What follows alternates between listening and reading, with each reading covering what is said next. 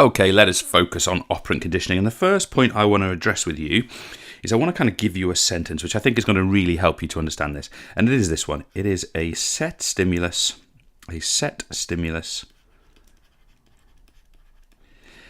elicits a set response. Okay, and you might want to sort of read that through a few times. So we're saying here that if we train somebody to do so, we can take a particular circumstance, a stimulus or a combination of stimuli, and we can encourage that performer to produce a set response in that situation or with those specific circumstances around them.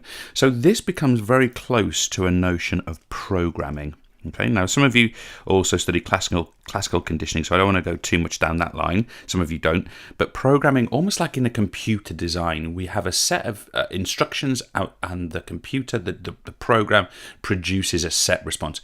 And we're thinking about learning through operant conditioning in this way.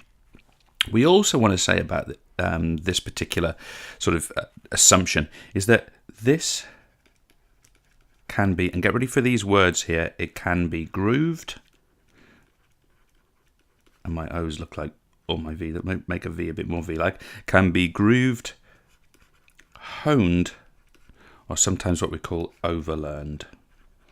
And what we mean by that is if we repeat and practice this response to this particular stimulus or set of stimuli over and over again, it becomes groove, honed, or a nice term we can pick up is overlearned. Now, you might want to immediately think about a weakness in this particular mentality, this particular learning paradigm, in the sense that we are not writing down here that the performer understands the reason why they're doing what they're doing. They've just learned to respond that way. So we can automatically produce a criticism of this model. Now, we also want to describe this as learning through experimentation. Learning through experimentation. And when we say experimentation, what we mean by that really is a key term for us with regard to operant conditioning, and that is the notion of trial and error learning. Okay, trial and error learning. And really what we are ideally looking to seek here is a set of circumstances and conditions which drive the individual to produce the right response, the correct response in a particular set of circumstances. So we've got this idea that we've got a set stimulus elicits a set response. We've got this idea that we learn through experimentation or trial and error learning. And where I really want to go through this is what we call manipulating the environment.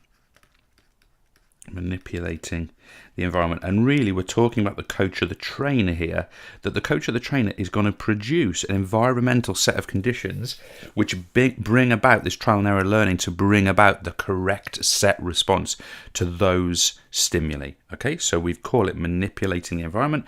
We can refer to this as behavior shaping, and we can refer to it as, or we can describe it as needing reinforcement. And we can often say repetition, much of which in a second. Let me write that properly. Need for reinforcement. And I'll talk to you about reinforcement in a moment.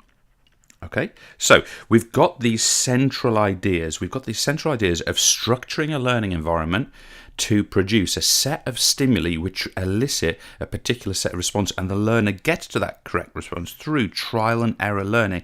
The coach ensures that happens through manipulating the environment and shaping the behavior of the learner. And what we're saying here is that this learning needs reinforcement. Now, I want to focus this for a moment on what we'd call the SR bond. Now, of course, what we've talked about up here, a set stimulus elicits a set response. We can refer to that as the SR bond, or what we're going to call now the stimulus response bond. Now, really, what I tend to think about with this theory is what we're looking for is almost the stimulus correct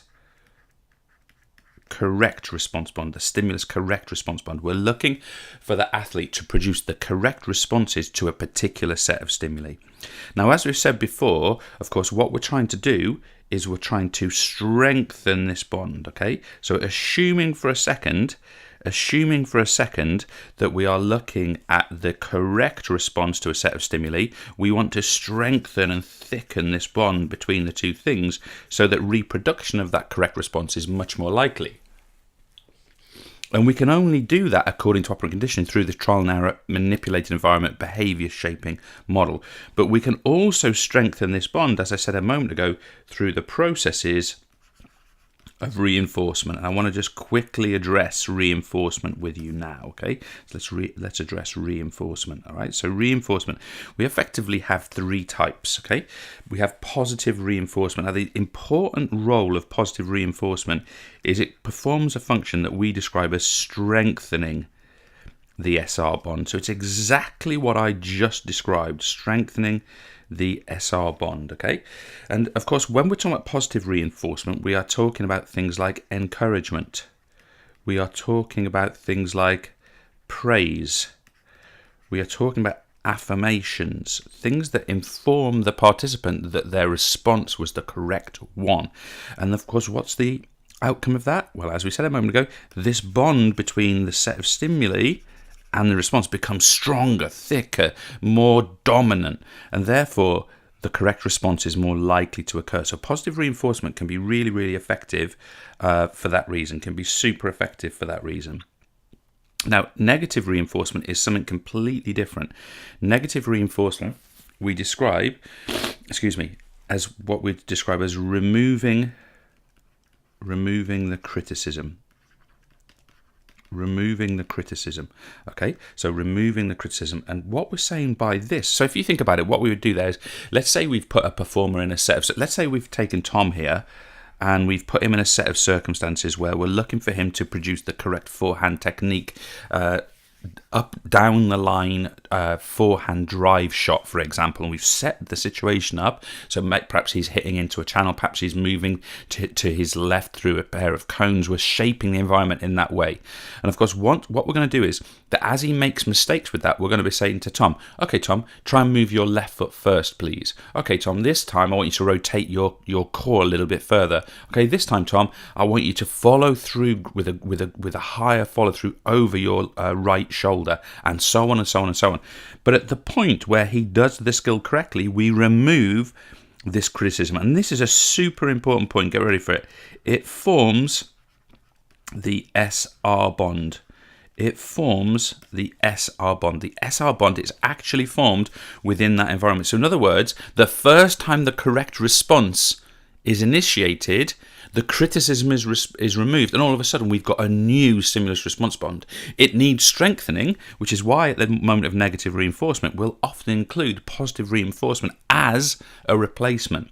Now punishment, I'm going to do this not in yellow, so it's not going to show through, so I'll do it in a blue colour. So punishment is a completely different concept, of course. It is the idea of weakening an SR bond. Okay, so if an SR bond has been built up by mistake, we've got the incorrect response to a particular stimulus or set of stimuli, then of course we'll use punishment like criticism, like substituting, like not selecting. These sorts of things would actually weaken the SR bond between the stimulus and the response that the performer's actually producing. Just 1 second, folks. I'm just going to turn the microphone off just for a moment because I need to sneeze. 1 moment, please.